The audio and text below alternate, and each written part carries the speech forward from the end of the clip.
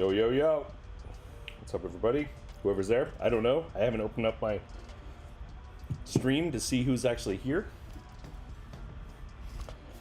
I apologize for being a little late. Absolutely chaotic morning. Everything is behind schedule. Along with trying to get ready for this. Tried to choke down as much food as I could after the gym. Let's see. Who's even paying attention? Oh. Trying to get ready for this. Try to choke down as much. Turn that volume off. Hello. Let's put that in the chat. It's actually hello. Hello. Is anybody here? Nobody here. There's nobody here. There's nobody here. I mean, maybe it says 0, but I don't know. Let's check. Let's check the other way.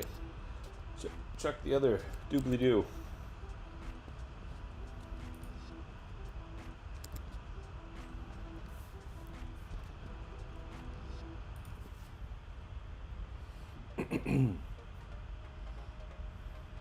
This is what I get for being late. This is what I get for being late, guys. Now, if nobody's here, who am I talking to? I'm talking to that person that's watching as I get ready to do stuff.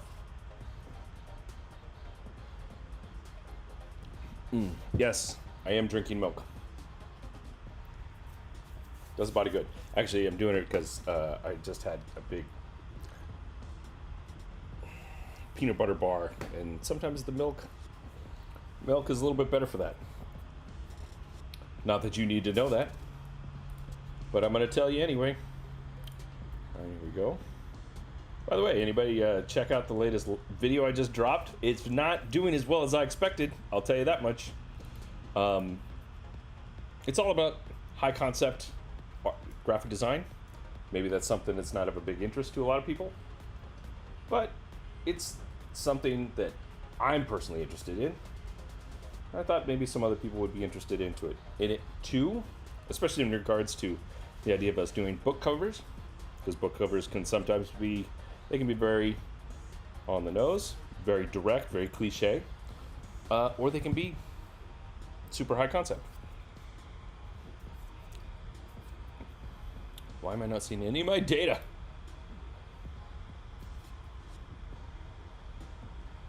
Yeah, this video is not doing well. It's not the worst, but it's not great. How do I have... This is weird. Why do I have no... Huh, that's very weird. It's saying I have no data. That is unusual. It's not the way it's supposed to be. Anyway. Let's get to it. So what we're going to talk about today, let's switch over here. Ka-chow. This is not what we're working on. Let me just fix some stuff here. I'm going to go ahead. No, I didn't want to quit. Oh, why did I do that? Why did I do that? I quit it anyway. How did I manage to do that? I hit the quit button. Oh, good. You guys can't see me. There we go. How did I manage to do that? Hey, what's up, David? How you doing? I hit Command Q on accident, and I was like, no, cancel. But then I hit yes. How did I manage to do that? Anyway, let's open it back up. Thankfully, that document was saved, so it doesn't really matter. Oh, let's see. Let's see what happens. Which one? Okay, yeah. I didn't. This is the one I wanted to do. Command W because I don't want that one saved. Oh, where's my other document? There we go. So this is the cover document. Hey, Sierra. Hi. How's it going? This is my cover document. Whoa. So yesterday, because you two that are here right now, you didn't get to witness this, so I'll show you what I did. So I built last year sometime, maybe the year before. I don't remember exactly when I did this, but last year sometime, we'll just go with that. I made this, this journal, and it's simple. It's 8.5 by 11 sheet, and it's 100 pages. And every page, although this one's all filled out, except for some pages, it's like all dots. It's just dots. It's just a dot journal, or a low content journal, as would the case be on Kindle Direct Publishing. So I wanted to do two things. I wanted to update it. Well, actually, the main reason for me to update it in the first place was that as much as I like the space of this one, like the amount of space that's on every single page, it's just a little bit too big. Like it just kind of takes up too much space, because I'm usually working on two things at the same time, like say my computer here in front of me and this thing, and it's just like, where do I put this with the computer and all? So I wanted something a little bit smaller. So instead of going with 8.5 by 11, I decided to go with 6 by 9. So I'm going to redesign it completely, and kind of keep the same. I'm going to keep the phrasing the same. It's still going to be called Take Note, but we're going to do something different and creative with the cover. So you can see what I did on the interior. So this is the interior pages. Simple, super simple. Nothing big here. Hold on. Man, I don't know what it is about this studio. I know exactly what it is about this studio. I'm in a dust-filled garage. That's what it's about this studio. How well do they sell generally? So they don't sell crazy good, because it's such a generalized thing. But I made these for myself, and then I just talk about them on my websites, and people ask me for links, and I send the links and stuff like that. But instead of me going out and buying, my own, or buying somebody else's, I just make my own, right? And it's relatively inexpensive to do. Plus, I can buy them because they're so inexpensive. Like if I wanted to, this is also a branding opportunity, right? Let's say, for instance, I was trying to pitch to clients. I'm not pitching to clients, but let's say I could create something that is emblematic of my work, or my branding or whatever, something that looks cool, that somebody might actually keep and use. And they're so inexpensive that, when I'm pitching a client or whatever, especially face-to-face, or, if I'm trying to approach anybody about anything, and I just want to, give them something, I can give them one of these, and, makes their day, makes them a little happy, keeps things in the back of their mind about me. So, there's opportunities there, but this one is really just it's just utility mostly, but of course I want to make it beautiful. I'm going to try, at least. Make it nice, and make it representational of my work, but also, functional. But I'm not afraid about going a little bit over the top with the art on this. God, sorry, mustache in my way. So close that, because we don't need that anymore. And I just drew these like this blue box doesn't really need to be there at all. And what I've got here is the 6 by 9, but it's the when you design a cover for KDP, you design the whole cover, front and back together, including the spine, which is this, what I've figured out is this space here. I was thinking it might end up being a little bit bigger, because I was making my measurement based on the other notebook, which is 100 pages. This one's going to be 120, so it might be a little bigger. So I might have to make this whole sheet a little bit bigger, but we'll see how it goes. Hadn't thought about his branding marketing. Yeah, I mean, if you're doing client-based work and you want to get somebody's attention, or at least think about it like this. It becomes something that if you give it to them, like I said, they're actually going to use it, and they might let it sit on the desk, right? And if it's really good looking, well, they'll be happy to have it there. And if somebody else sees it on their desk, maybe somebody else likes it, right? Or you can give, if you have a bigger client, somebody who's like a larger client and bigger project, you give a whole bunch out and give it to their team or whatever, as a thank you or whatever. So plenty of opportunity there. And of course, you can change the interior multiple times. Let's just say I had an abstract image as my cover here. I could change the coloration of my abstraction, right? Just change the hue, saturation or whatever, and then change the interior to be lines, right? Instead of dots, or change it to be blank. With KDP, you have to have a little something on each page, right? Because they don't do zero content books anymore. You can't just put you just can't put a book together with nothing on the inside. They won't do that. It won't fly. So you have to put a little something. So maybe it's like like a small little version of your logo ghosted into one of the corners, watermarked into the corner, right? Or something like that. And put that on every page, and then it's still blank everywhere else. So now this spot here is for the UPC code and the what do you call it? I forget what they call that. ISBN number, right there. That has to be there, right? It will absolutely. You can't sell a book without an ISBN number, even if it's just a journal.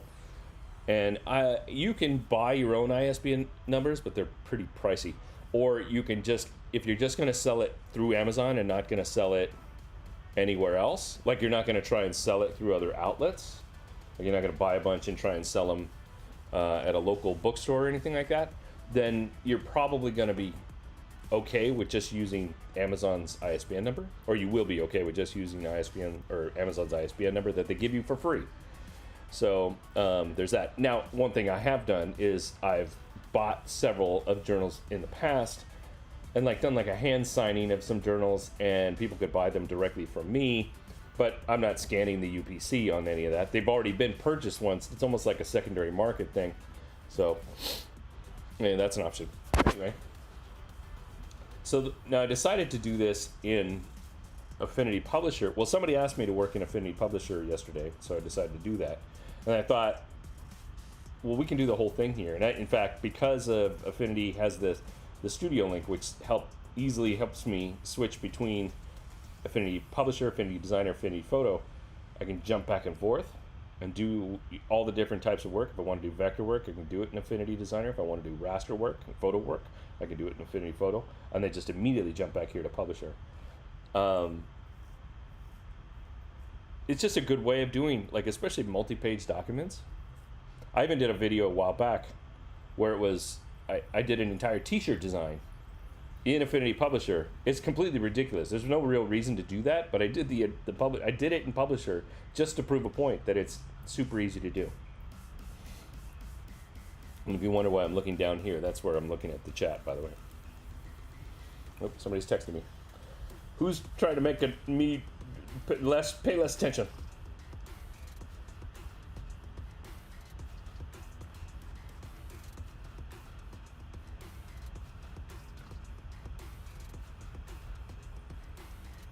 Sorry, excuse me.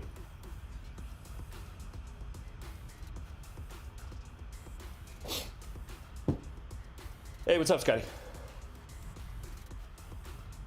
How's it going? Still kind of getting ramped up. Haven't really gotten the ball rolling yet. Because one of the things that I'm thinking about is that I'm not 100% sure what I'm going to do as far as a graphic. I'm just kind of, I'm going to shoot from the hip, because again, this is just going to be something for me. Not something for me, but other people can purchase it. But it's really, it's more about this guy. Now, I know for a fact I need to put the words "take note" in here, so we're just going to go ahead and do that. Now this is Arial, which is we're not doing that. I don't know how I got switched back to Arial again, but here we go. That feels better. And even better still,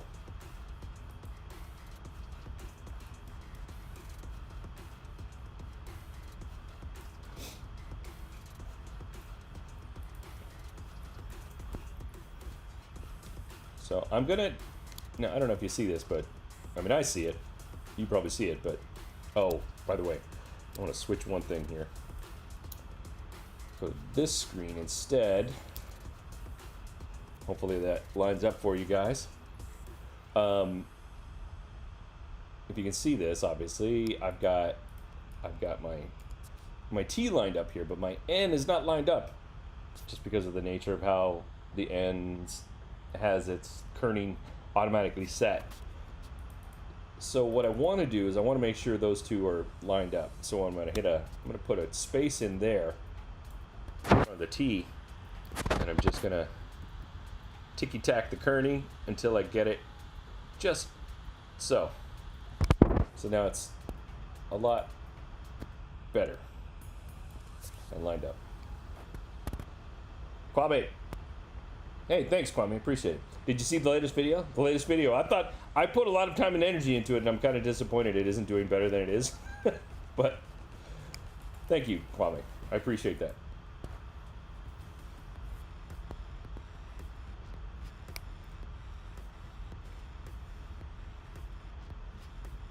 I was quite proud of today's video, but you know, not everybody. What is going on?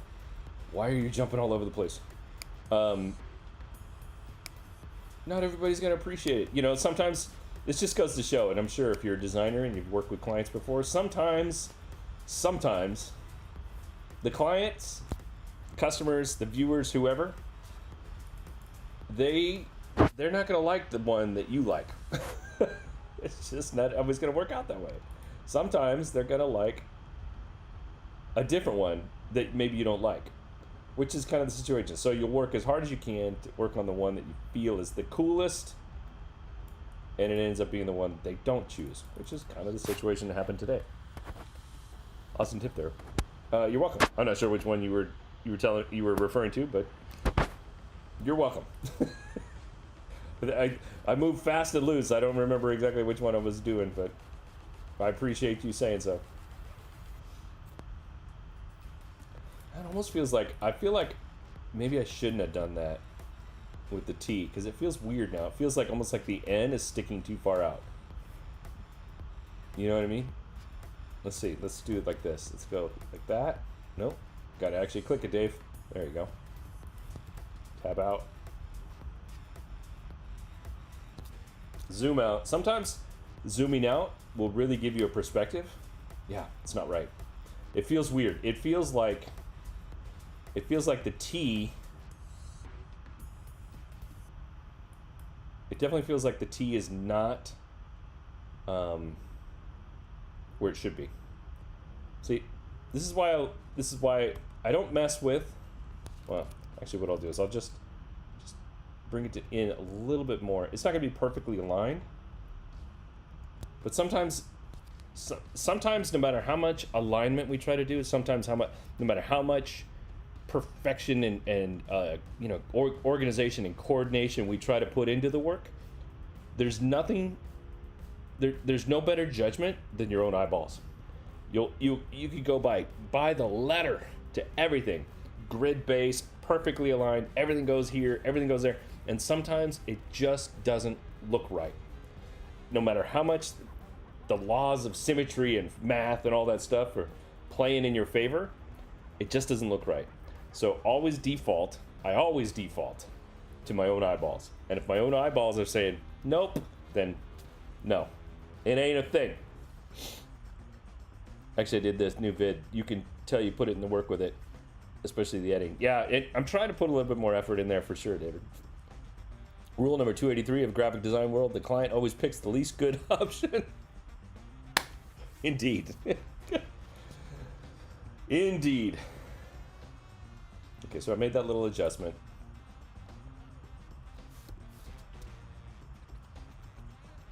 That's a little bit better, but I think maybe I just need to take it off there. Let's see, that's too much. So maybe just a tad. it's gonna feel weird, right? It's gonna feel weird to do this a little bit. Oops. Oh my gosh. There we go. So I was trying to escape out of it so I could, you know, switch tools or whatever. Oh my gosh. Dave, what's going on? I'm all over the place right now. There we go.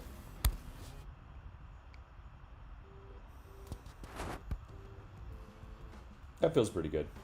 Although it does look a little bit, it almost looks I've got like a little bit of center justification going on, right?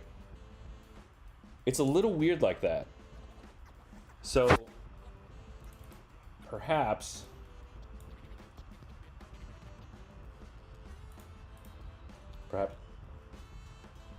it still kind of does, but what if I did this? What if we did this instead? I'm gonna try a different version. I'm gonna Command J that level. Just duplicates it, and I'm just gonna do it like this. Whoa, that's a little tight. Super tight. So tight, man, so tight. And now this one. Oh, we're gonna get totally experimental here. And I'm gonna line up the O with the E, which is kind of unintuitive.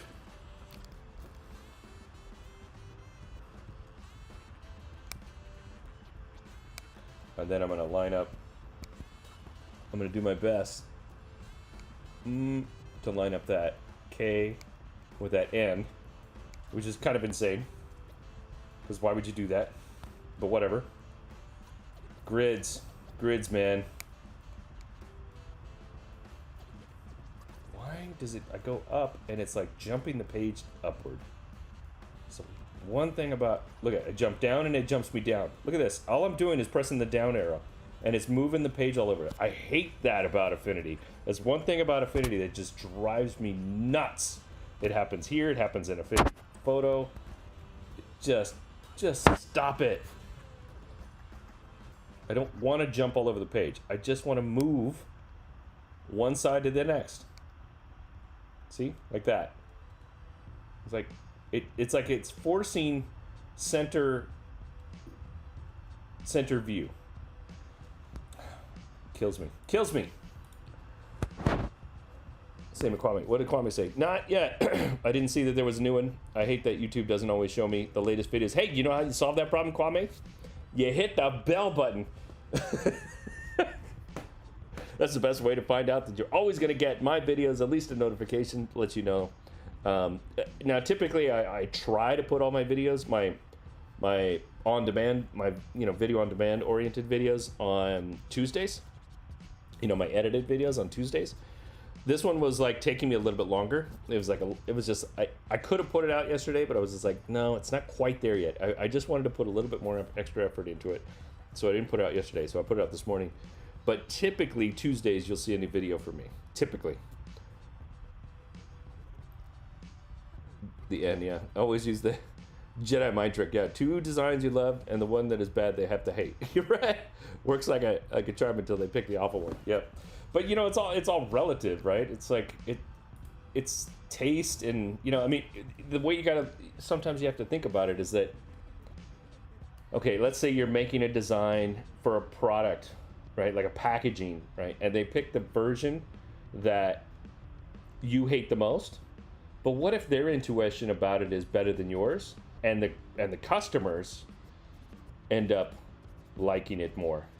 Because we can get a little bit esoteric with our choices, our design choices. We can get very particular about it, especially because we put our blood, sweat, and tears into this stuff. So, we're not always, we can't say that we are the harbinger of good taste always, or maybe we are, but maybe good taste doesn't always win out. I mean, I was listening to this guy, what's his name? He's a YouTuber, another YouTuber. And he does a lot of videos on print on demand. His name is Joe Robert. And one of the things that he says is that it's okay to get tacky with your print on demand niches, because the average person that's going to be like, if you're there to create art, well, then go make art. But if you're looking to sell print on demand product, first get outside the realm of t-shirts, because t-shirts aren't going to sell everything. And number two, it's okay to get a little tacky with the design, not necessarily badly done, just like maybe a little bit like cliche, a little bit on the nose, a little bit over the top. Basically everything I tell you not to do in the video that I did this morning. Everything I told you to do the exact opposite of everything I told you there. But in print on demand, you do that, you focus on that niche, and you get a little bit cliche like that, because the average individual's taste level isn't on par with ours, right? When we pick up, all my books are over there. Well, when we pick up, books on design, and we see these pages, and we're like, oh, ah, ooh, ah, ooh. I don't know how well you can see this, by the way. This is a book on modernist graphics. When we look at this stuff, we find the oohs and the ahs, right? But some people, they might see this stuff and they'd be like, I don't get it. Right? And then it doesn't sell. I know I'm subscribed though. Right on. I'm new to this. Just looked up KDP. Yeah, sorry. KDP stands for Kindle Direct Publishing. It is the platform that Amazon uses for. Originally, KDP was just for printing or for producing ebooks. So if you wanted to self-publish your own ebook, you did it through Kindle Direct Publishing, because you would publish it direct to a Kindle, right? There's that, right? But then they had this other one they had this other brand within the Amazon's universe called Create Space, and that was for printing these books, like the journals and stuff that I do, right? Or the books that I've written. But I don't know, 2017, 2016, somewhere in there, few years back, they merged both of those properties, and now it's all KDP. So it's a one-stop shop for producing, whether it's ebook or printed book. You're right. A lesson I had to learn is that sometimes you have to get away from your ego. Then always going to get it right, 100%. I mean, when we're talking to other designers, we can get as esoteric as we want, right? Which is exactly why I'm okay with making this particular notebook, number one, not like crazy functional.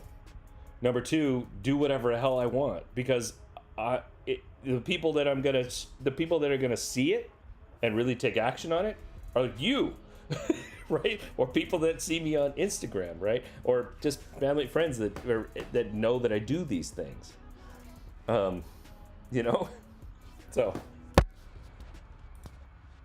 part of me is like super. I feel almost like I want to. Just leave it like this. Like do this. We'll do this. Like, who knows what I'm doing when I do this?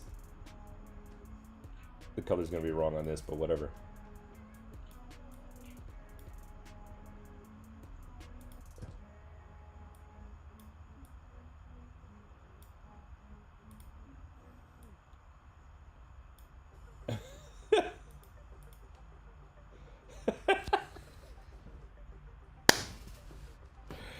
Oh, if you're not in the United States, you probably don't have any idea what this means, but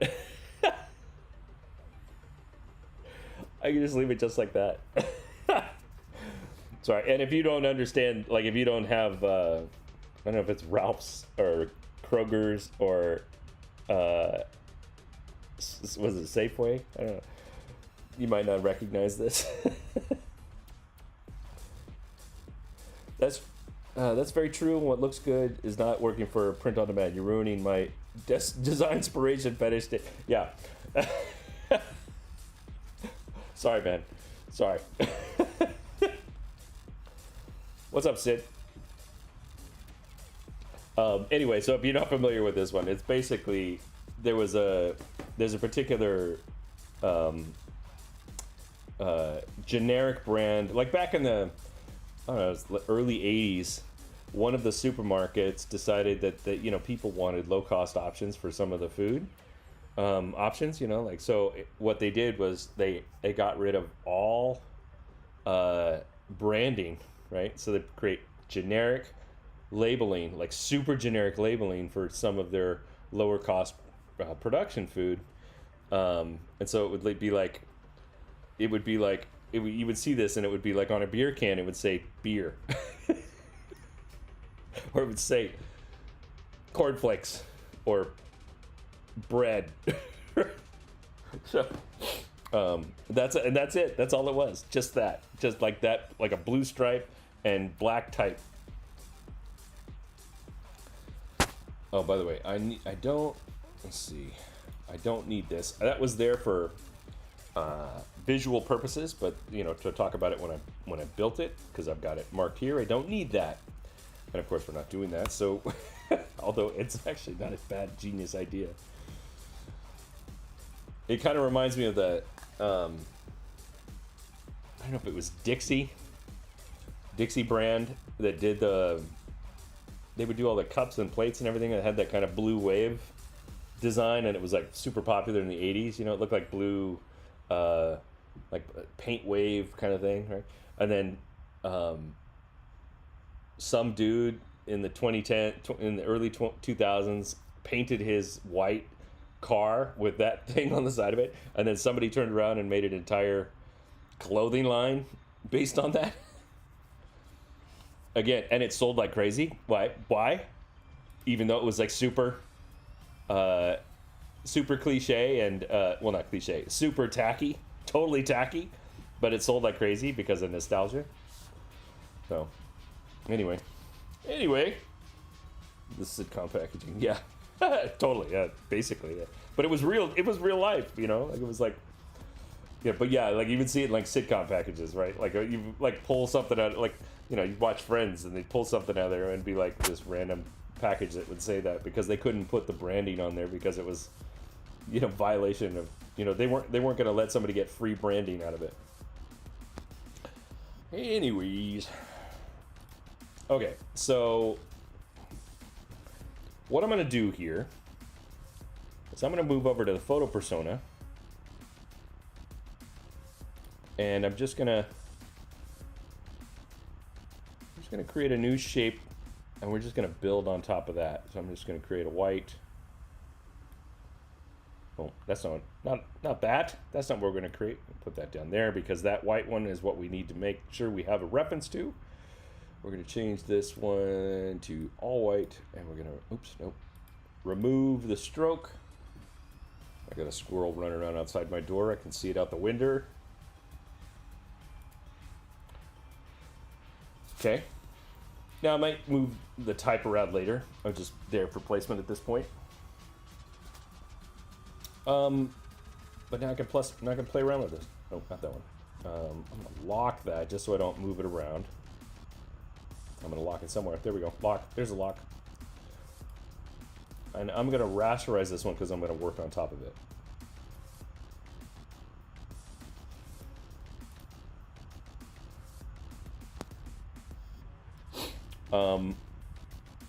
So let's start. Let's just place something.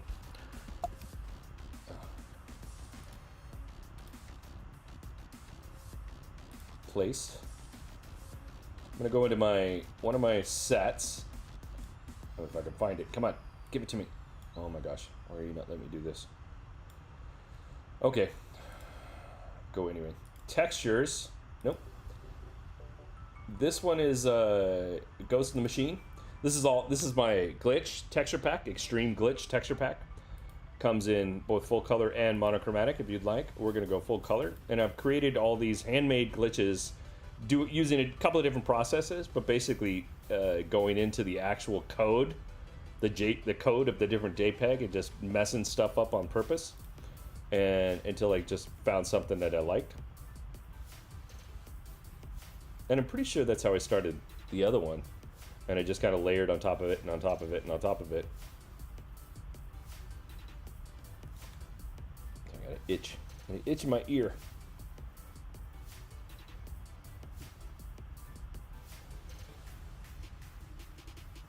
Might start with that one. Although that one's pretty cool too. Ooh, that one. I think I'm gonna go with this one. I'm gonna go with this one.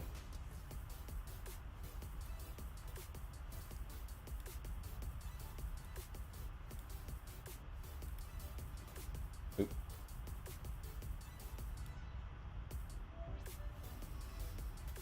Now I don't know what I'm gonna do yet, so I may change that type to white. But right now we're just, in fact, I probably could just leave it just like this if I wanted to. If I wanted to be like as low energy as possible. I mean, this is already artistic unto itself, right? I probably don't need to do much. But you know me. Gonna do it anyway. Why go just when I could go Let's change that. No, that didn't work. That did not work. There we go.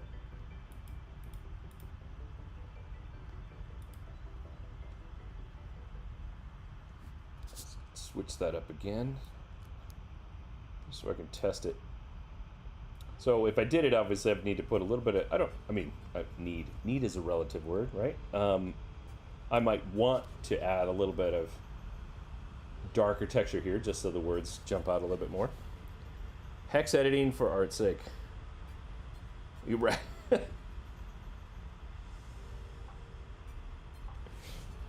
Anyway. What was I thinking? Oh yeah. And I can't do this without putting a skull on, right? Let's go find ourselves a skull. Let's go over to... Whoa, did they incorporate Unsplash back into the new version? Shut the front door. I don't know if you guys remember this, but I did a video about Unsplash, and that why they killed Unsplash. Off of, they originally, Unsplash wasn't in the stock palette here in Affinity, and or have I just not updated this one? Let's go. Oh, let's check this over on photo real quick. I'm just gonna bounce over here real quick.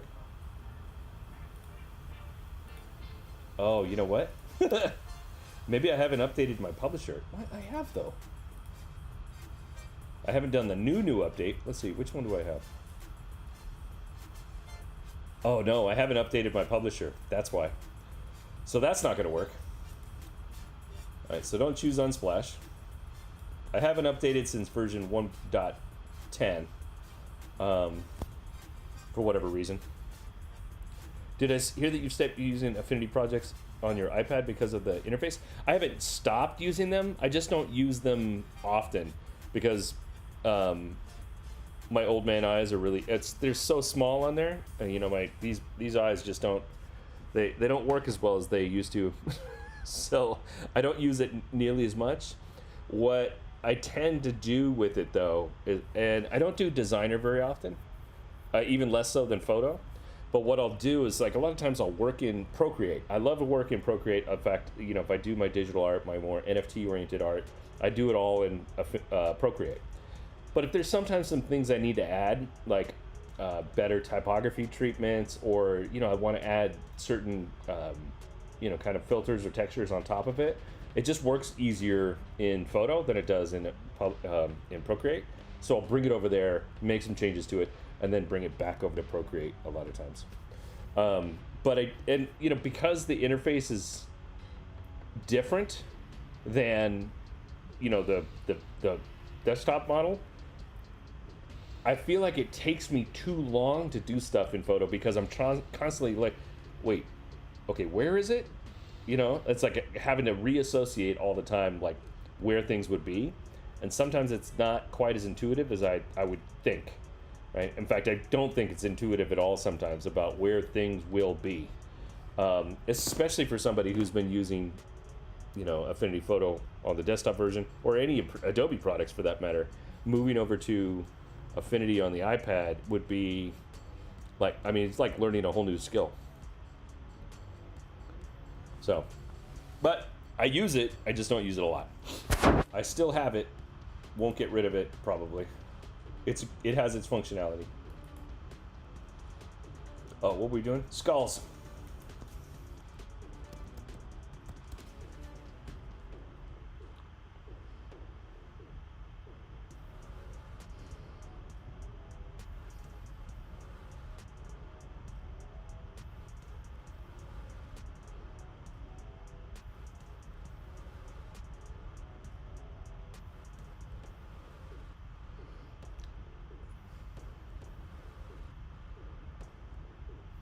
just mind me. Don't mind me. I'm just looking through these to see if I can find one that's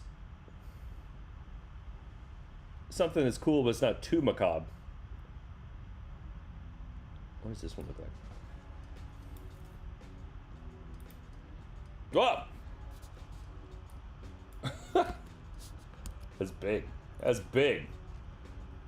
That's really big. Way bigger than I wanted, but let's see. Scared myself. Came in so big. Yeah, I don't like how it's cropped.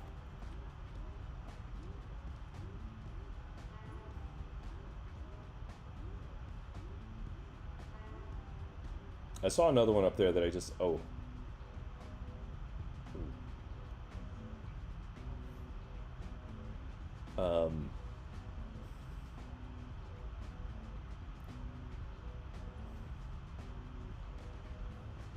I saw another one up there that I thought was kind of cool. Let me see if I can find it again.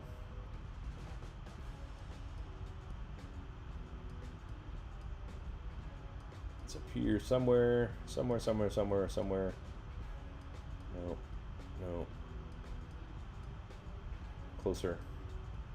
Is it this one? This one's so, which is wrecked. Also very large. Yeah, I don't feel that one. Looks like a guy has jaw broken or something.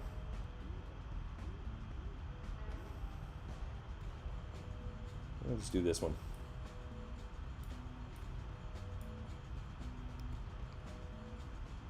And then of course I'm gonna have to clip this out.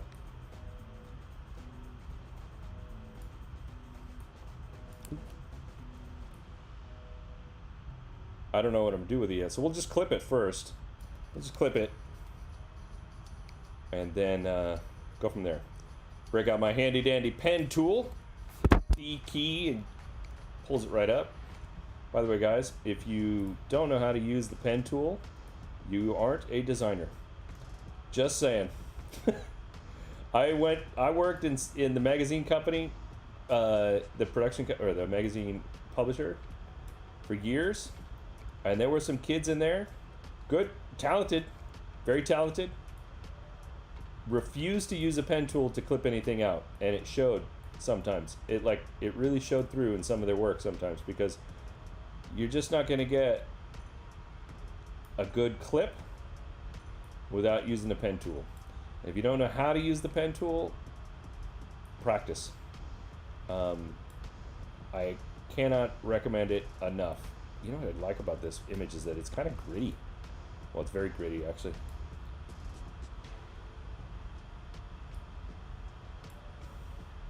The pen tool is your friend. It is tedious,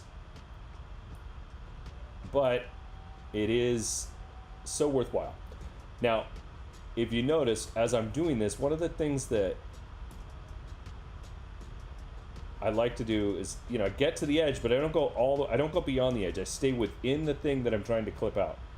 Because if you go outside or to the edge too much, what you're going to end up doing is you're going to catch some of the halo effect of whatever is behind the skull. So if I went up here and got into this zone up here, where with my line, it's going to pull in some of these pixels from behind it. I don't want that. So I stay within the realm of the thing itself.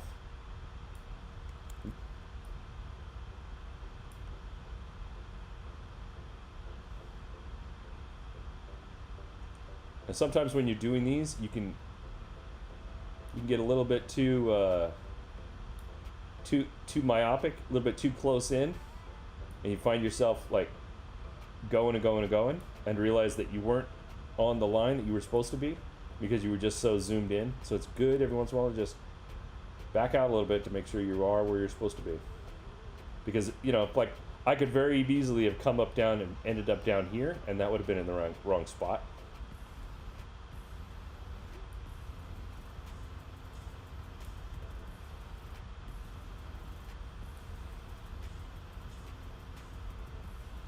The pen tools, it's important to know that what you're doing is you're trying to find the balance between the distance that you can put between two marks, because the fewer the better. but also understand that, these little nuances in, especially in organic forms like this skull, these things they're not perfectly round. They're going to be, they're going to flow in different states. And so you have to be mindful of that, because if you put things too close together or too far apart and try to compensate by stretching out your curve line a little bit, like your Bezier curve, which is exactly what I'm doing when I place this and I start to stretch this line out, I'm adding to my Bezier curve. And if you go too far and then need to readjust like too much, it's going to cause like a weird effect as you keep moving along.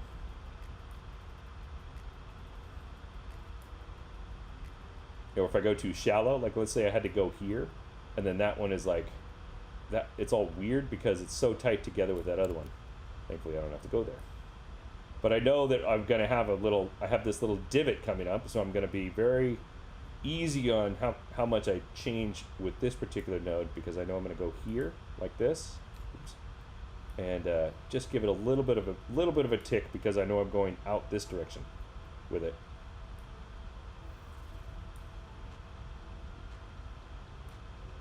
One of my first jobs as a designer, I worked for this. It was a boutique agency. We worked in the, I don't want to call it the automotive industry, because we catered to a lot of different automotive. Well, I mean, I guess you could call it automotive, but I didn't work with car companies. We worked with aftermarket products, but a lot of times it was aftermarket products like stereos and things like that. What just happened? What the hell just happened? Did I just lose my? Oh, phew. I thought I accidentally hit something and deleted my line there for a sec. Whew, scared me. Freaking me out there. Anyway, so, we work with like companies like stereo companies and aftermarket product like speakers and stuff like that. We Alpine was one of our clients, but we also had Nitto Tire and stuff like that. And one time we went to SEMA show, which is a big automotive aftermarket industry show, and we were meeting new clients. We met this client that they were in the CB radio and antenna industry.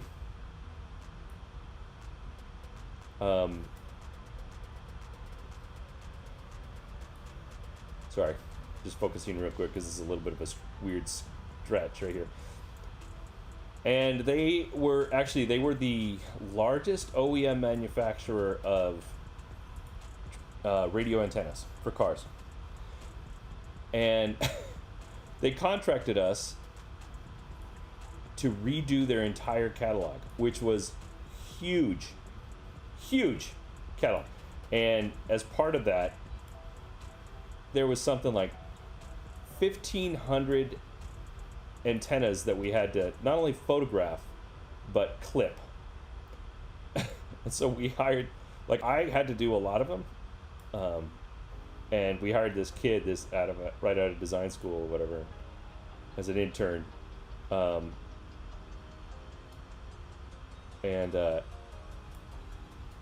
he had to clip. He had to basically do this to like almost probably more than 1,000 different antennas. And you can only imagine, like, God, man. I mean, as soon as I found out that that's what we were going to have to do, I was like, dude, I told my boss, I said, Joe, I cannot do this all myself. I've got all these other projects I've got to work on. There's no way I could do that. So we have to hire somebody, because there's no way, right? So we ended up, like, we got it, like I said, he was an intern, and we, like, I don't even think Joe paid him. I think it was like course credit or something like that. But he was like almost out of school anyway, so I was like, why is he needing course credit? I'm surprised he did it. We ended up taking him on full time anyway, and he ended up becoming a really talented designer actually in the long run. But that poor kid, it was the worst job ever. No, I take that back. It wasn't the worst job ever. The worst job ever was when I first started. One of our clients was actually an adult. I don't know how I would put it. They were like a mail order pornography company, and I didn't even know we had this client, but apparently it was like it was a former partner of my boss, and so you literally had to go in and like we would do this newsletter, and it was like literally a physical newsletter that they would mail out to people, like, and you had to go in and touch up these horrible pictures of these very, well, you know, non-clothed female individuals. Oh, man. Oh, that was the worst. Thankfully, we ended up losing that contract. That was the worst. That was the singular worst project I've ever worked on. It was horrible.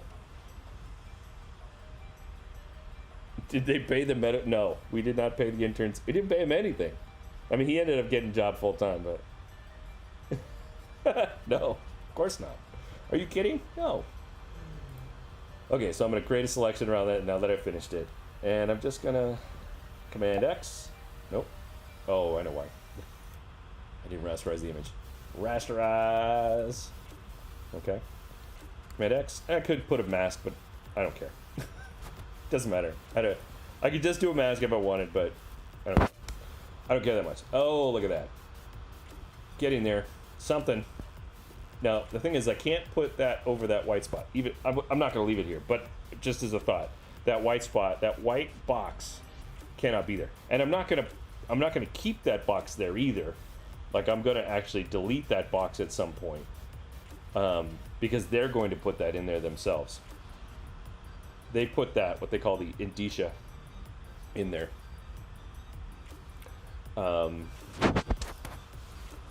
So, but I'm going to let's bring it down here. I don't care if it gets clipped a little bit. Let's get crazy with this one, huh? Let's do a Dave styling. So, let's throw a little bit of a levels on that sucker. Okay.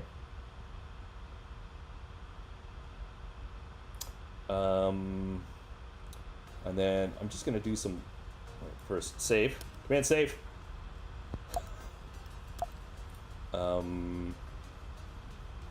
New live filter, we're going to go Gaussian blur. No, field blur. Oh, did I do? I'm trying to remember. Did I still do a Gaussian blur? I think I did a Gaussian blur still. But it was a very subtle one. I'm going to bring that down as well. And then I did I think I'll just leave it like that for now. And then maybe... Oh, I know. It was... Boy. I'm going to duplicate this layer real quick. Oh, that was weird. What just happened? Oh, no. Why didn't that work? Command J. There we go. I'm going to rasterize that one down.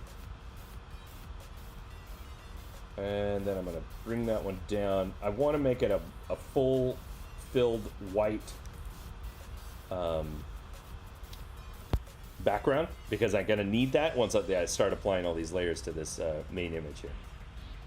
It'll make sense when I get to it. Bet he is a pen tool ace. Oh, he hands down. But when we had another project come through, this one was more like speakers. Like, it was another big catalog project, and it was all speakers. He went to my boss and did the same thing I did. Hey, can we hire an intern? And we did. We hired a guy to do it.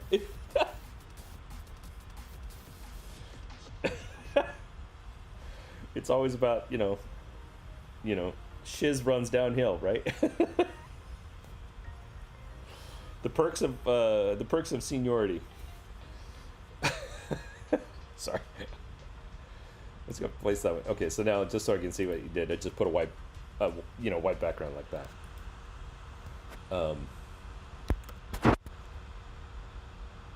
Let's see. So Gaussian blur, I don't need two. Oh, that's what I did. I don't want to get rid of that one. Gaussian blur, and I'm just adding these now because I'm gonna mess with them in a minute. and I believe it was a new light filter, distort, no, color, halftone. Yikes.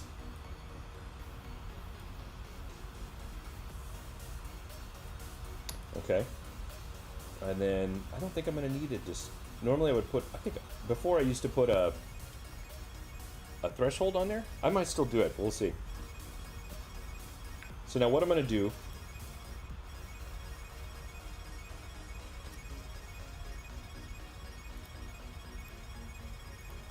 come on, give it to me. Change that to, oh my gosh, Dave. I'm just clicking all over in the wrong spots. I'm gonna change that one to hard light, a hard mix. In fact, I'm gonna take that off for a second. I'm gonna do this, get this taken care of. I'm just gonna increase my saturation, not saturation, my contrast on this.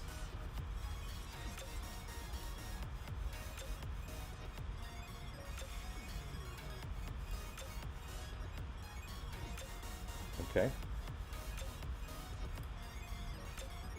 And then I'm going to give myself a little bit of a Gaussian blur on this, because really what I'm looking for is the action that I get from that halftone layer. And if I have everything super crisp, then that halftone layer is not gonna give me the results I'm looking for exactly. And I use this as a live layer instead of just applying a Gaussian blur, because I want to maybe go in and, so I'm going to go in and I'm going to make the halftone adjustment, but I'm also going to come back and flex with the Gaussian blur to see if I can make even, you know, some subtle adjustments. Same with the levels, all that. Just kind of move them around, see if it makes any difference. So now if I throw this on there like that, see it got a little bit funky. I want to preserve alpha because I want this to go all the way to the edge.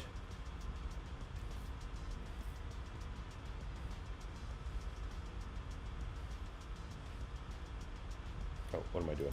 There we go. So now I'm going to adjust this. First I like cosine because round is cool, but it looks obviously more round. Cosine looks more organic. It just looks a little bit more, it looks more like what really distressed printing would look like. Now obviously my cell size is a little bit big. I want to come down in cell size just a bit. I also want to adjust my screen, my angle here. I personally like, so when printing gets done, every single, like, when you print CMYK, your cyan, your magenta, your yellow, and your black, all get printed at different registrations. So they all get printed at like a percentage of each other. And I don't remember what it is, but it's a very specific angle, right? So like the dot pattern, just like you see here, is different for cyan than it is for magenta, the different angle. But I do remember one of them being 33%. Maybe it was the black, I don't know. So I changed that to be 33% just to make it look so not so right? That's a technical term, by the way. That's used in printing all the time. Just accept it as true. So I'm going to bring cell size down just a bit more. Bring my contrast up and down a little bit till it looks like something cool, right? And now I'm looking obviously a little bit fade. Oh, I know why I had the now I remember why I had the threshold, because that's the effect I'm looking for right there.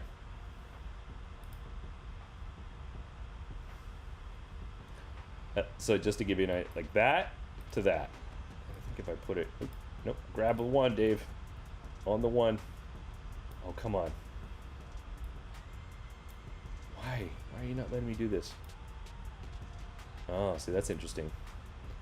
I think I remember something about this, yeah.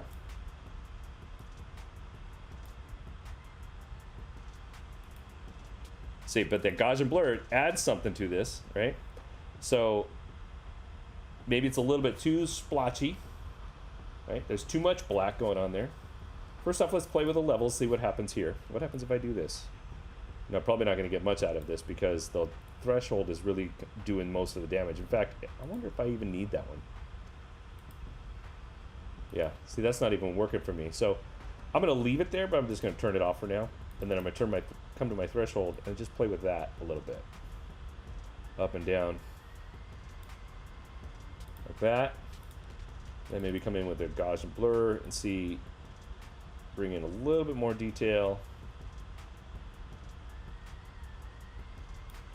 Right. And then again with the halftone, maybe I bring that down that way or that way.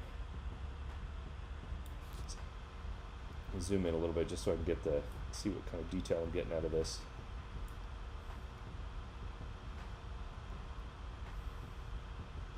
That little spot in there is kind of interesting. I'll probably just fill that little, almost looks like a little question mark in his mouth. I don't know. Maybe I'll keep it. Degrees, indeed. What's up, Joey? What time is it? 2:11. Okay, we'll go to 2:30 and then we'll pass out. So now the question becomes, do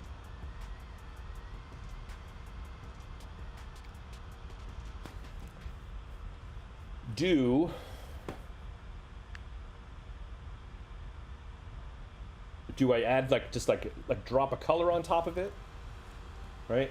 So like I'm just gonna select it, right? Like create a new layer, and let's just fill it with I'm thinking somewhere in the aquamarine. Did I say that right? Aquamarine? That sounded weird when I said that. Let's bring it and fill that. Edit, fill primary color, and then change that to something like, oh, that's kind of cool.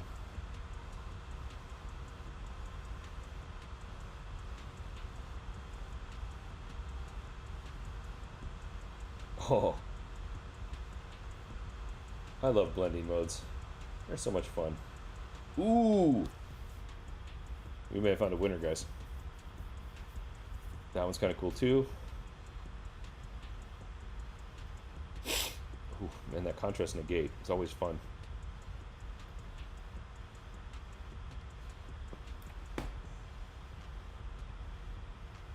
Trying to sneeze. Staring at the sun. Really just staring at my lights. It's not working. Oh well. Okay, never mind. Yeah, I kind of dig that. I'm not mad at that. Let's just hold that for now. I'm gonna group those.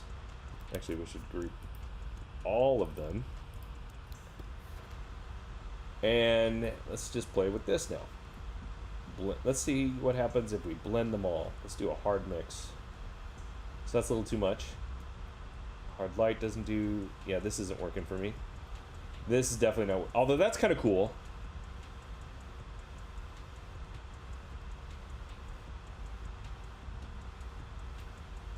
So make note, lighter color, okay? So I think I'm going to leave this as normal. I'm going to duplicate this one. I'm going to rasterize that one whole thing. And then I'm going to bring that version. First I'm going to bring it down below. Bring that over here. Like this. Flip it.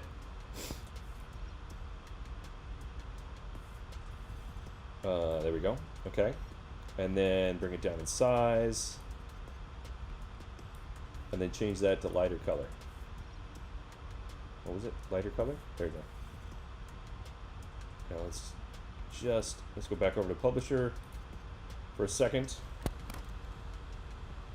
Windows screen.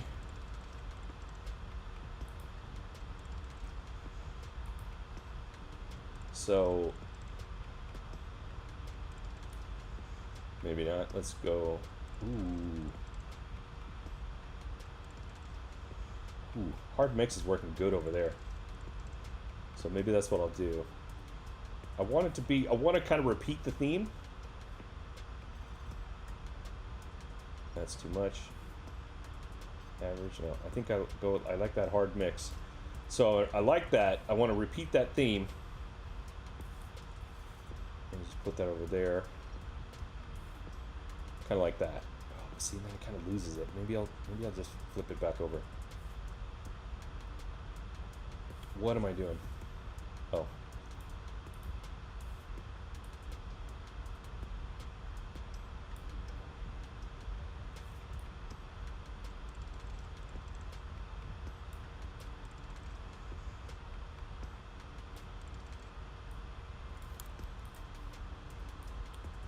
I have a thing about repeating ideas, repeating concepts, repeating motifs throughout something just to create more continuity. Now, it might be a little bit bright, so I'm going to bring it down just a bit in opacity. I try not to go too crazy with opacity because sometimes it ends up looking gray, and we don't want that. Let's see. 90 yellow, 75 for magenta, 105 for cyan, 45 black. Oh, thanks, Sid.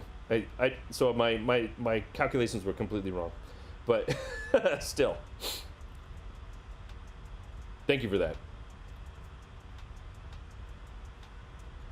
Let's see. Blending modes are amazing. Finding something cool and unexpected and obscure. Yeah, I mean, it's like, you know, it's like do something, like apply a filter, apply an adjustment, colorize something, and then blend it. Right? Drop a color swatch on top of something else, blend it. Mess with the opacity. That's actually that guy Joe that I worked with. That's what he taught me. It's just like the way to create depth in work is just more layers of color, variation, shapes, all these different things. And this is actually something we're going to talk about in next week's video. You know, like creating all these multiple layers to create more depth, right? Of course, my style is very radical, you know. I mean, I don't know how you, I don't know why you would think that, but yeah. So I feel like this is cool, but I feel like it needs something else, right? Because if I just look at this as a cover, if I were to, let's see, bring my, go back over to publisher persona. I'm going to just draw a box over, there we go. This is, change that to white. Actually, change the, okay, right? That's what my cover looks like right now. Yeah, not totally cool, not too totally stoked on that. It looks good when it's on this full spread, but maybe it doesn't. Maybe it's not doing the job. Maybe it's not doing the job that I need, and maybe it has something to do with where the placement of this thing is. Now, some people are not going to be keen on me with the skulls in general, right? They're not going to be keen on that, which is okay. I'm not here to please everybody, or maybe what it is this. Maybe it's this.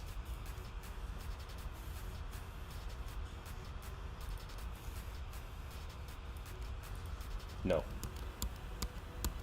Nope. I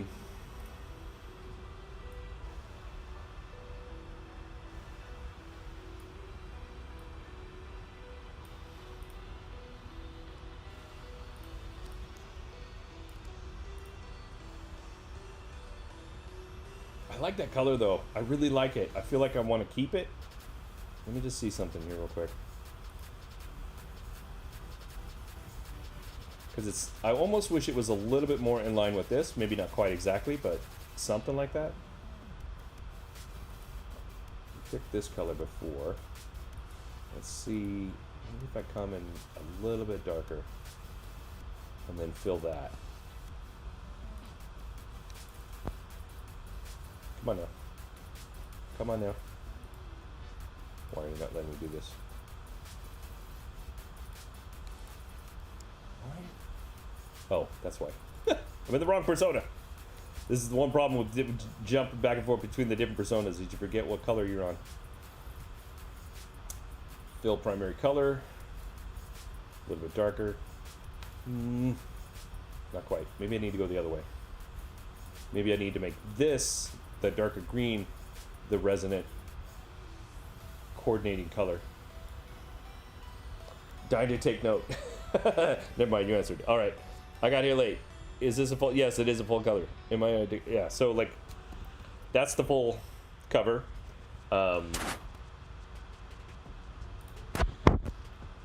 It's hard to see in this right here, but this is my spine is right there. Right, this little gap between here.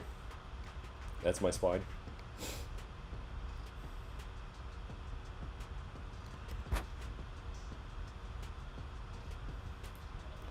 Part of me wants to do something like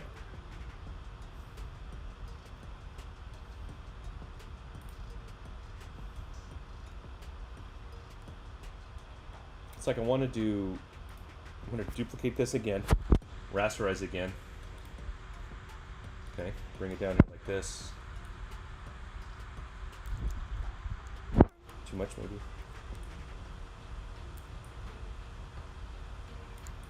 And then maybe another one here.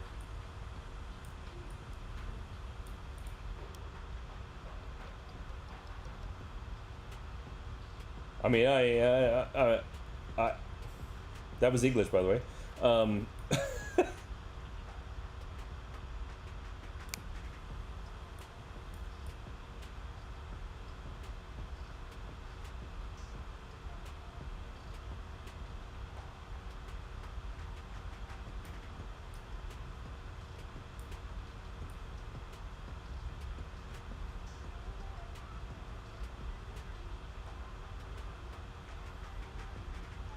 Oh, I just had a thought. It's kind of scary thought. It's not a scary thought. It might be a silly thought.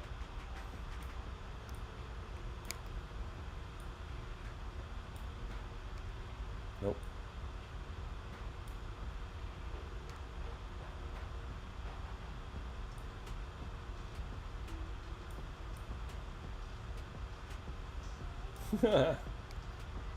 Is that dumb? Is that dumb or is that cool? Might be too much. Maybe what I need to do is get rid of that one. Bring this one up.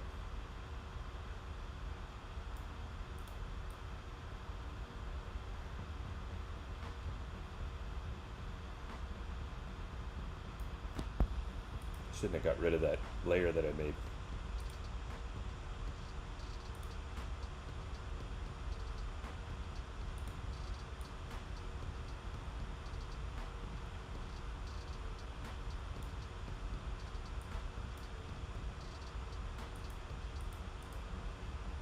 Come on. Oh.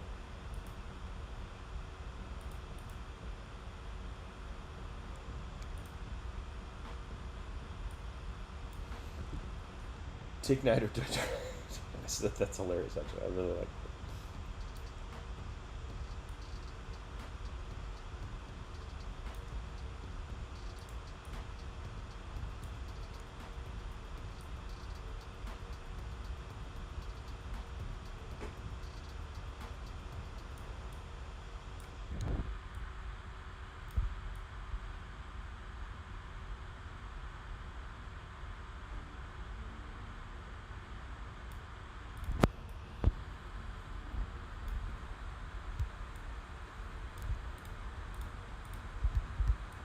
And so, I don't know if you guys feel what I'm doing. Everything for me is, at this point, is spatial relationship. I'm just trying to get, I mean, balance is a really big issue for me. I just like banging away at my thing here. Well, I have this little clamp that doesn't want to clamp. Doesn't want to hold it in place. Anyway, it's the spatial relationship of everything on the page to just like, first off, stop snapping. This is the point in the conversation where you don't want snapping happening snapping is, snap the guides is your enemy sometimes. But what I'm looking for, and maybe what it is that.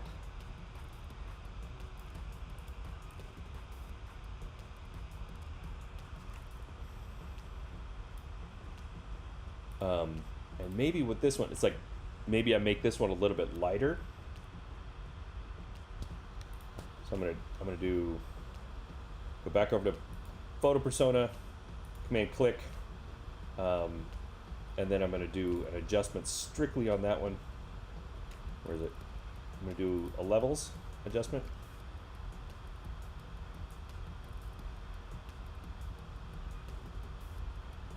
It's interesting. I figured it would go the other way. It's weird that it does that.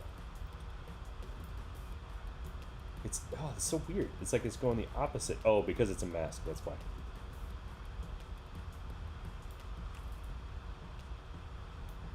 This adjustment is because I created a selection and it's part of that. It's acting as a mask.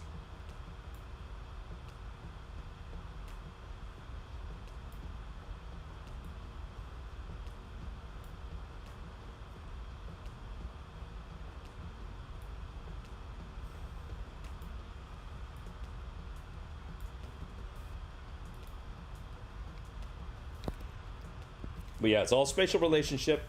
And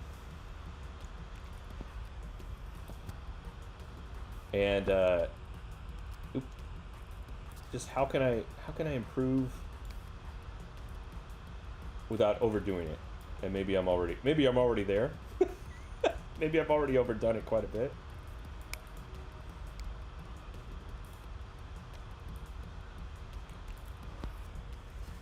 In my opinion, there might needs to be separation from the big, from the background. Yeah, I'm probably gonna do that a little bit just so you can see a little bit better. I just haven't gotten to that point. I really just wanted to focus on placement, and then I'll go back in and do the touch-ups and stuff like that. Cool skull over there. Thanks, Sid.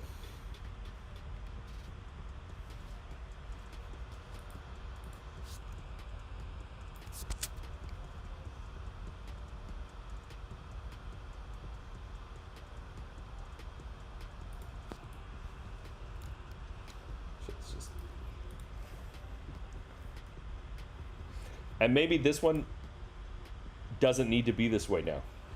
So I'm going to delete that because I changed the coloration on it. So maybe what I'll do is come in here and I'll just add another one. Because now I've got this theme going throughout, right? Now it's already here. I don't have to change it.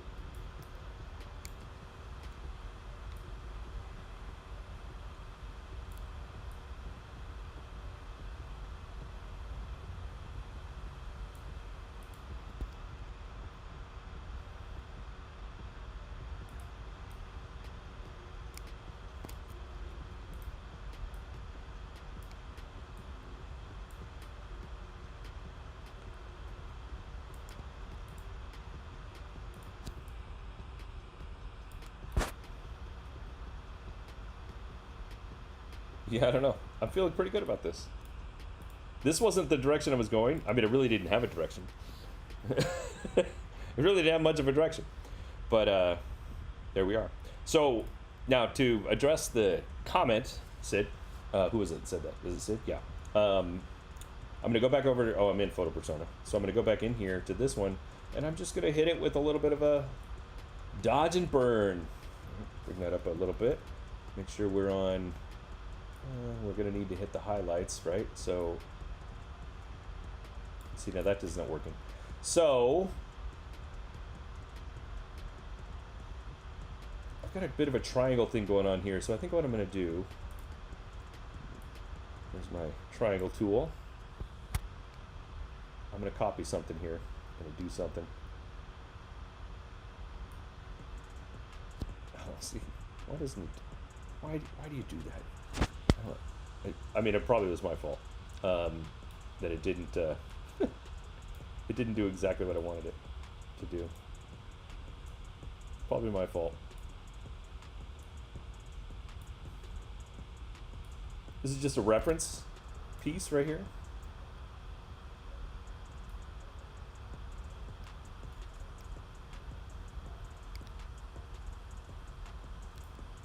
Ah. Okay. So what I'm doing is I'm going to take this somewhere up here. Actually, I'm going to do it from down here. I'm going to get a little nuts. And I'm just going to command click that. Create a selection. Go down to my background layer. Command C, Command V. And then I'm just going to, let's get rid of that. But then we're going to move this up there. And maybe I'll rotate it. Or not. And I can soften that edge if I want to, because I probably should. So command click, and then actually, you know what I'll do? I'll just do this. I'll just merge those two, flatten it. Come on, rasterize it rather, and then just we'll do a little bit of a. Oh, jeez. What do you call it? Healing brush tool. Gotta be careful with this because you can see like it's getting a little bit fuzzy there. A little bit fuzzy, so that's not what I want. So maybe pull from a different section.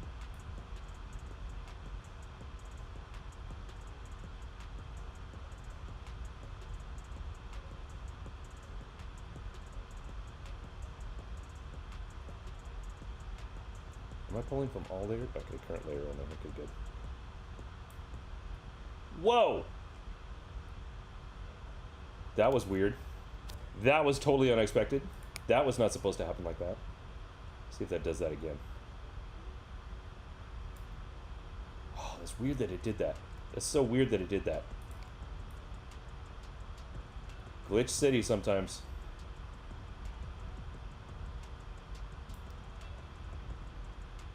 See, it's not. So sometimes it doesn't work. Because this right here, this space here is just not what I want. I'm going to back that out. So instead, we're going to go to clone tool instead. Pull from another region over here. Bring up my size. What's my brush? I'm going to choose a brush from my, oh, I don't have that brush attached. Oh, do I? Okay, I do. Okay, good. Okay, so I'm going to choose this brush here. No, not that one.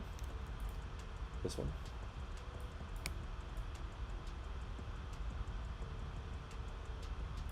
No, what was the other one? Was it this one? And I don't even remember which brush it was that I was using. It kind of works, but it's a little big.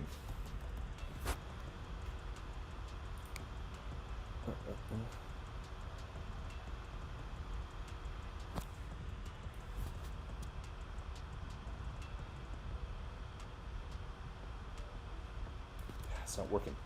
It's not working for me. I'll figure it out eventually.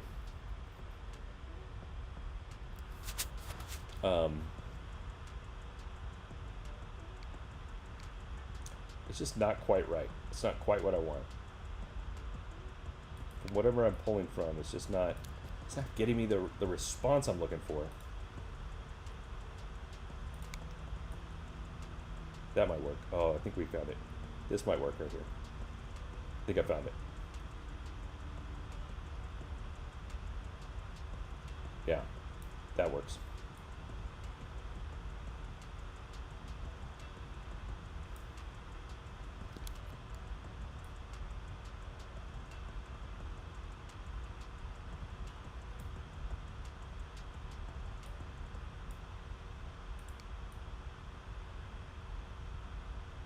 Yeah.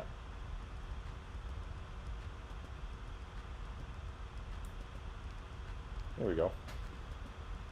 Oh, maybe just touch up this little area here.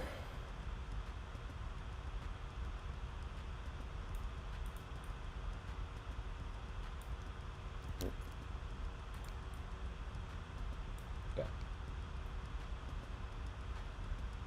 Yep. There we go.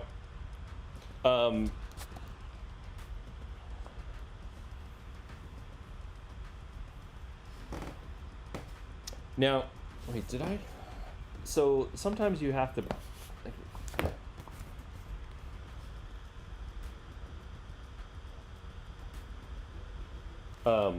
So in this one, when I built it, I put this note that says a no nonsense brain dump journal by me.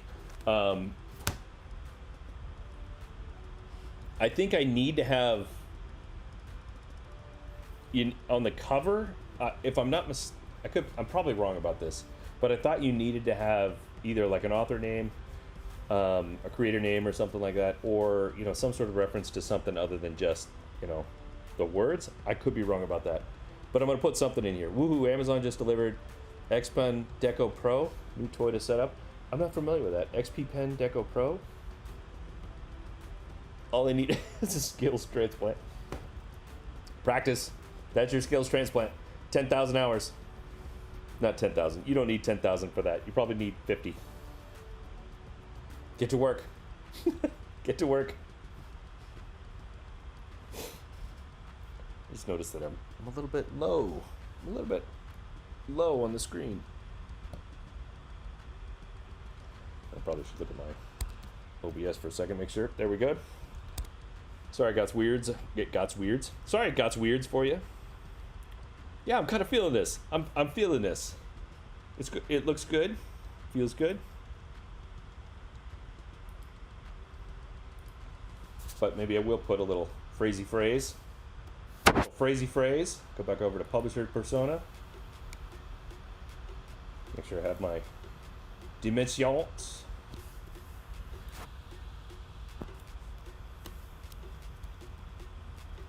Don't capitalize for me.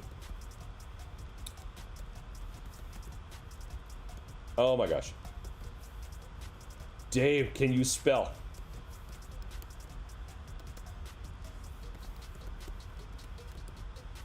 Oh my god. Well, I hate it that it auto corrects or just auto capitalizes. I hate that.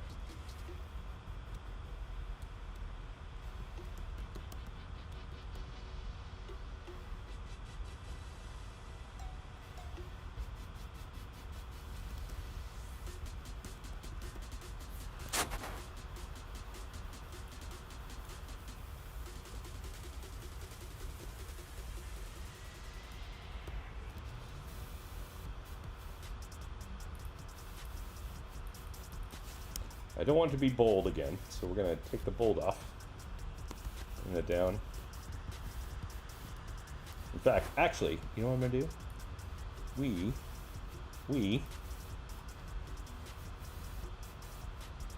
Where are you? Bang.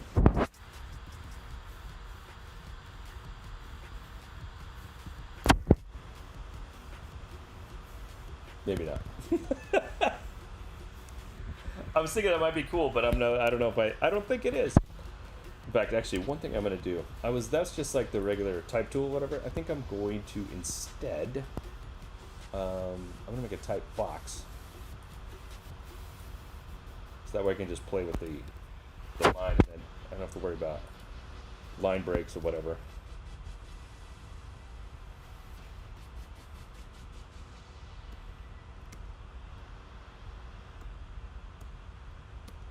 There we go. What would happen? Oh, that feels kind of cool.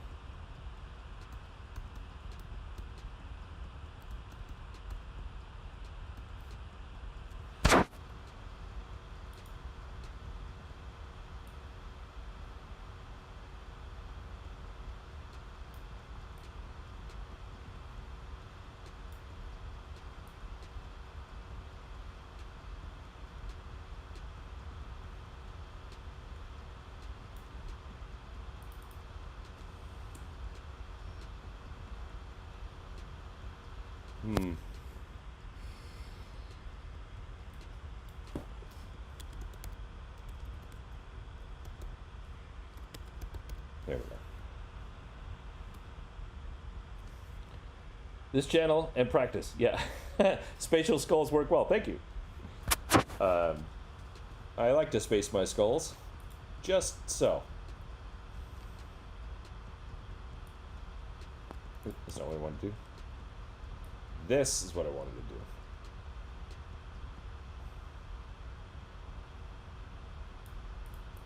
do. And I think I'm going to change the color. Probably something like gold. Nope. Did I do that right? Make sure I got my golds just the right way. Not grayscale. CMYK. A good old-fashioned gold is 10. Well, gold, yellow gold. 10. Magenta, 100 yellow. That is a go-to gold for me. And then maybe I'll change that to...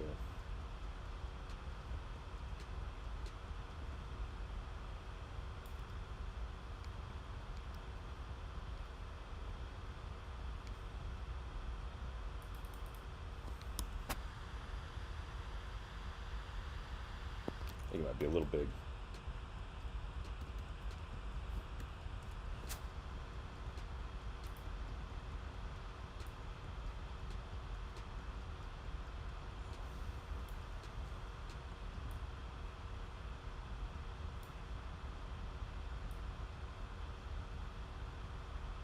I'm so confident I'm willing to trim my own name off. I've thought about it.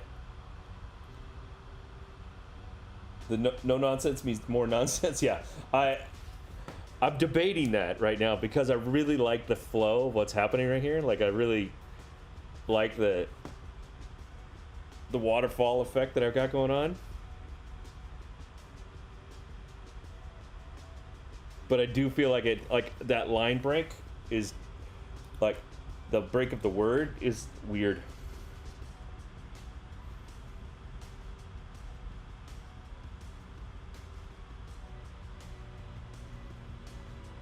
There's an answer here, I just don't know what it is.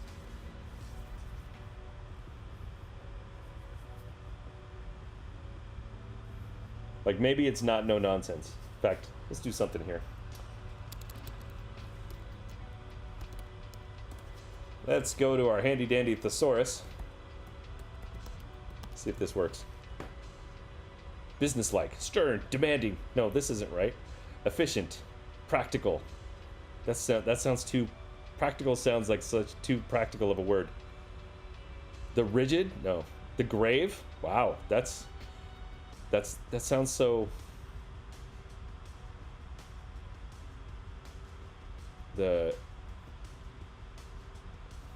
Huh. Intolerant. That's not the... I mean, I guess that's right. Hard-nosed? No. What would be another, like... That's not... Maybe no nonsense is the right word. The... No messing around. What's the opposite of messing around? Let's see what happens. Fling, affair. Okay, what's the synonym? Or the antonym? Hastering. No. Push, rush. No. Push, what? The... No. The...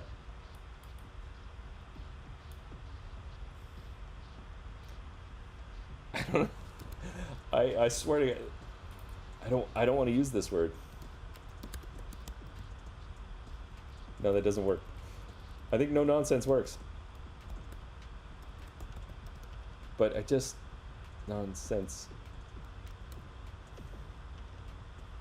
Yeah. Is no holds barred hyphenated?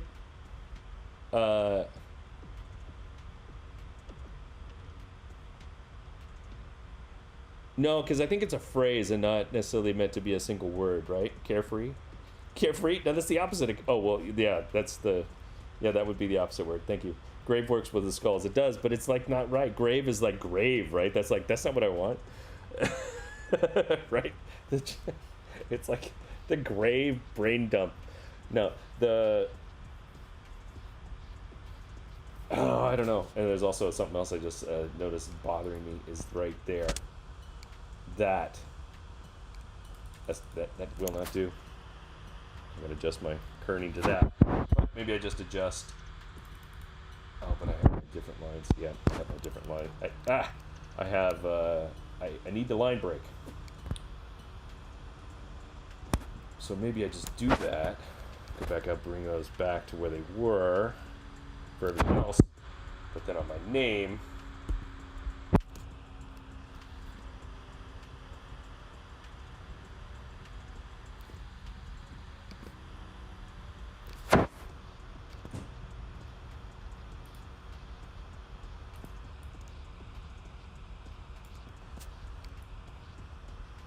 and now I'm gonna do weird stuff by, okay, that doesn't exactly work. Let's do that again. Okay.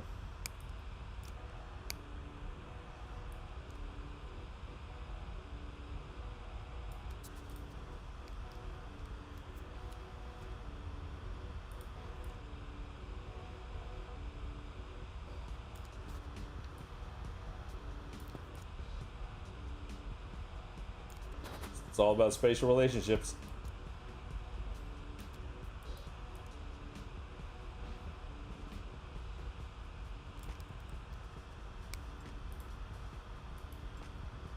Oh, I went way late. It's okay. It's not like I have anything super pressing going on. So again, I did that lineup, but it still didn't feel right in this space. So, and sometimes especially when I use text frames like this, I like to have my text frames tied up against my edges sometimes, especially when I'm making adjustments to spatial relationship. Because if I have my frame, you know, kind of sitting out here like this, then I'm looking at the frame as a whole in the spatial relationship as opposed to the thing that's in the frame. So when I have my frame like this, you can double click these nodes right here, and it will jump, it'll kind of, you know, and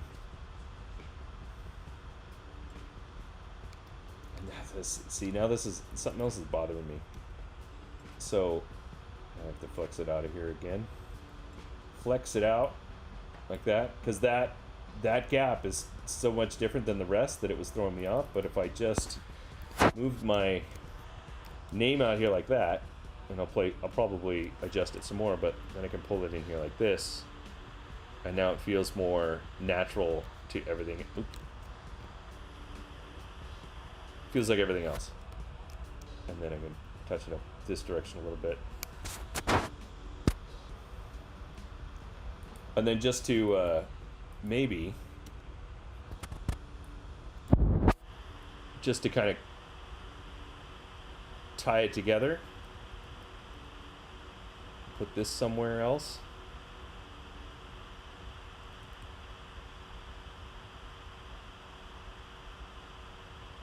Or not. Or don't. What happens if I put it over here? Yeah, that's weird. Okay, let's try again. Maybe it's just there. Yeah, that's not working. So don't do that. But sometimes that works, where, you know, like just to cut, so you have like this, not everything is, you know, perfectly aligned, right? Maybe it does need a little bit of a nudge, some direction or another. I don't want to do that anywhere else because I really kind of like this. Like I said, I like this waterfall effect. Not exactly. I wish that Noah was up there still, but you know, it is what it is. Unfiltered? Well, I don't know if that necessarily applies, because it's like, well, because it really is filtered, because there's nothing there. It's nothing inside.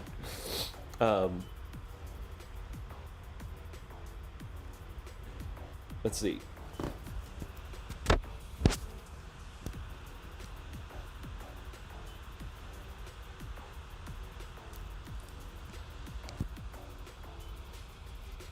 I did this.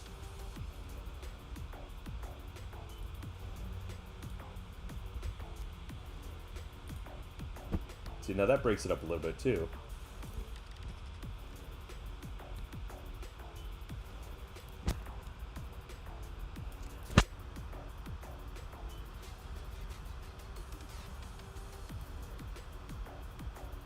can bring him back up again.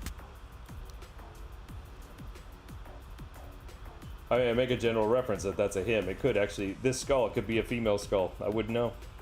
I wouldn't know. I don't know what the characteristics are between a male and a female skull. Maybe there are none.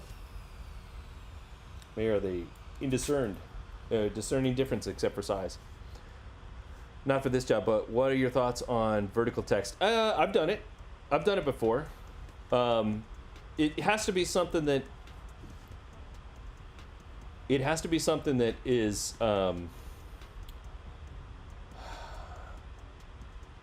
It's going to be picked up really quickly, right? It has to be something immediately identifiable, because especially if it's something like if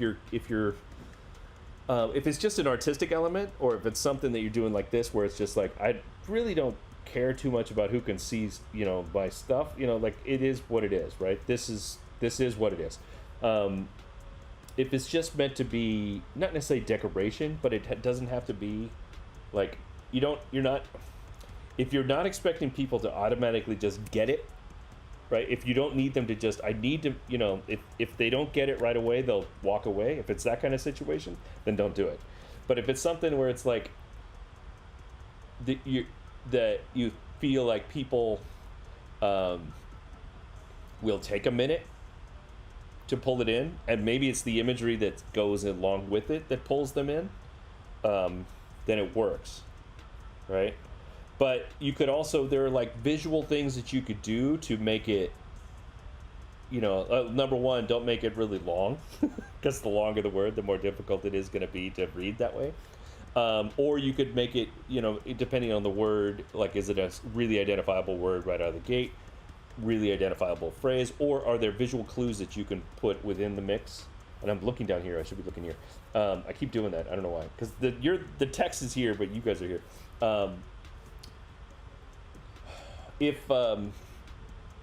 If there's visual clues that you can add to it that are like, like subtle, but kind of draw people's eyes certain ways, then that should help too. So, thank you very much. Thank you for the poncho. It's Fret Fracture, and then Helvetica, of course. Yeah. So. Use sparingly, but there are reasons for it. And if you think about the way you see vertical text in real life, like the first thing that comes to mind is like when you see vertical neon signs on the sides of buildings, like a liquor store has a vertical sign, or a barbershop, or a motel in the city might have a vertical line because it's so close to the street, they can't have a sign that overhangs into the street because a truck's driving by, right? So they have to have vertical signs. So think about how those work in normal situations and how they get people's attention. There's like, for certain things, there's universal clues with those, right? Like if you're European, obviously, some of you live it, you know that when you see a green plus sign as a vertical sign with the word whatever it might say, if it's like, the name of the building and it's got a green plus sign, well then oh, hostel, right? I think that's the universal sign for a hostel, right? And then it's but then it's like it lends to that. Oh, that's my attention getter, that plus sign, and then I read the other thing. You know what I'm saying? That was a random reference. That might not have been the best reference, but I think we're good, guys. I think we're good. I think there's one last thing I want to add to this, just to kind of bring everything together. And I'm going to,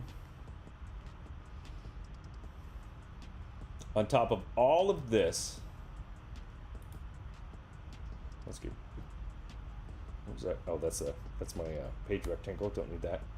And I'm definitely. Where is that? Oh, that one I can get rid of. Where is that rectangle at? Oh, there it is. There it is. Oh, it's locked. That's why. Because I locked it, so it wouldn't mess it up. I'm gonna bring that all the way to the bottom, just to make sure it doesn't show up. Because it was there just for placement, just so I knew where everything was. I'm not gonna put anything in there because it's gonna get covered up. Thanks for the info. No problem. Happy to help. But again, case by case basis. Some things will work in certain circumstances, won't work in others. So anyway, what I was gonna do, I'm gonna throw a new layer in. Let's see, let's do a place.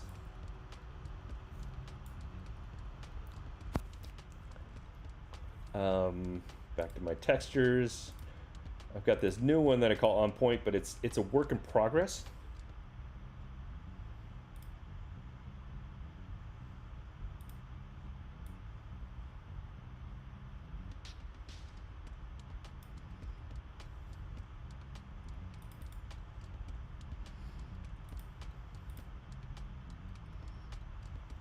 Yeah, I think I'm gonna use that one. Okay. But I'm gonna rasterize it, and I'm gonna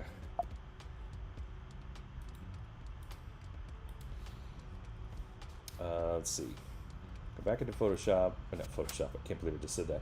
Go back into Affinity Photo. Let's bring it down in size. I still have my. Now this time I want it to snap. Not that it really matters that much. Why are you like this? Okay.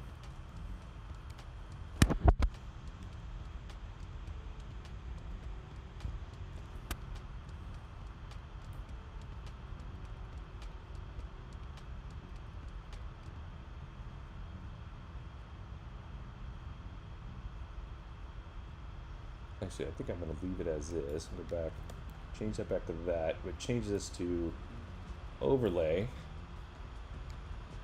You can see what it did there.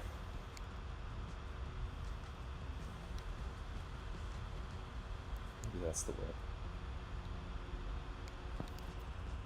No, I think that's it. But I'm going to bring the opacity way down. 40%. Oh, it's still very strong. I just wanted to be subtle.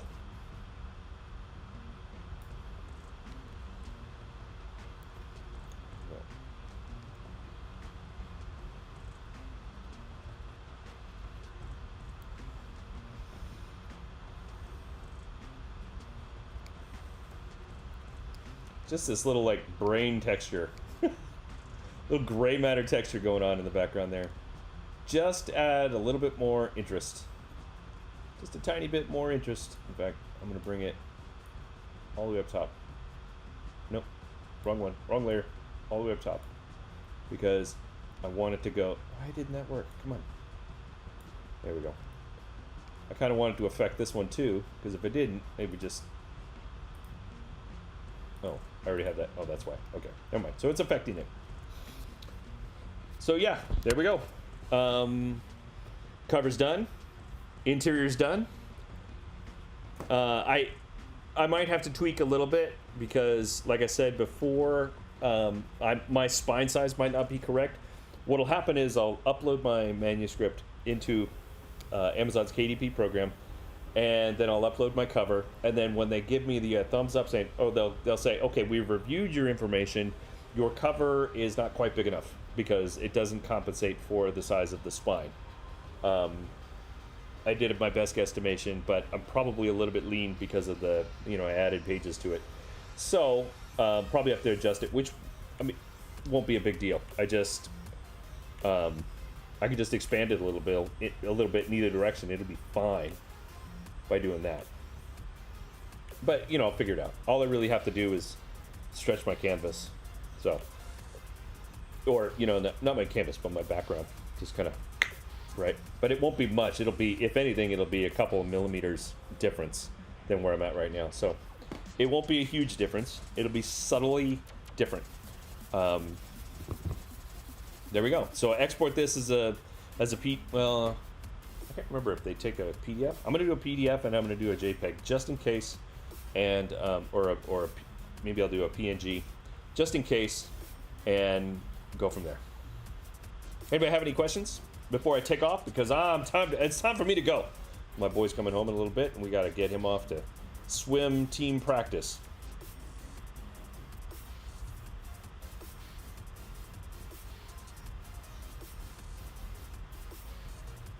Any questions? Any questions? Any questions?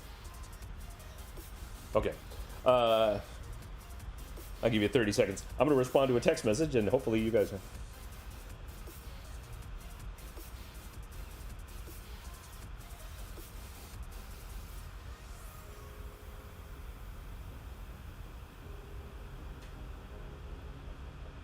No? Okay.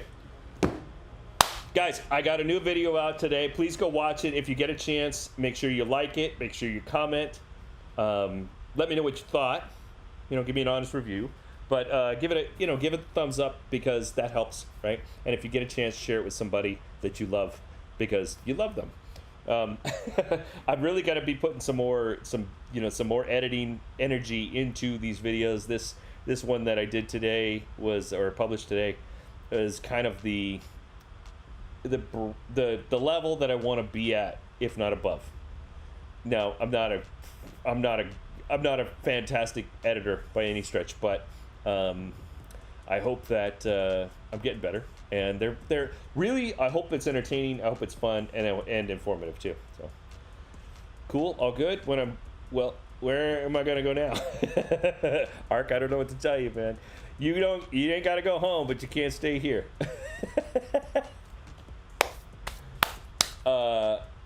Yeah, so go watch the Ark. You can go watch my video and watch it 3 times, and then share it with 3 people, and then watch my other videos 3 times. Watch all my videos. Just sit in front of the TV or the computer and do nothing but binge my videos. You're very welcome, Scotty. Thanks everybody for hanging out. I really appreciate y'all. If you guys have any follow-up questions, this will be published. It'll be unlisted, published in my channel soon. You go over there. I mean, these comments are there, but if you go in and you have further comments or questions about things after the fact, hit me up. Drop them in there, and I will respond in kind. So you have to go there. You have to go look for the playlists that are We Did It Live is the playlist, and then you will see the replay of this particular one. So, but it won't be published publicly, just because I don't want people to have to worry about, like, why am I getting these live videos publicly displayed to me every single day, Dave? They don't want that. Yeah. So that's it. I'm gonna get out, and I'll be back mañana. Yeah. What are we gonna work on tomorrow? I don't know. Maybe if you guys want, if you want me to go through the whole KDP process tomorrow, maybe we can do that. I will ask at the beginning, but if you guys are interested in that, we can do that, or we'll design something else. So on that note, I'm out, guys. Remember, let's go. Let's switch face. Switch face. Be good today. Be better tomorrow. See ya. Share with a friend. Thanks. Bye.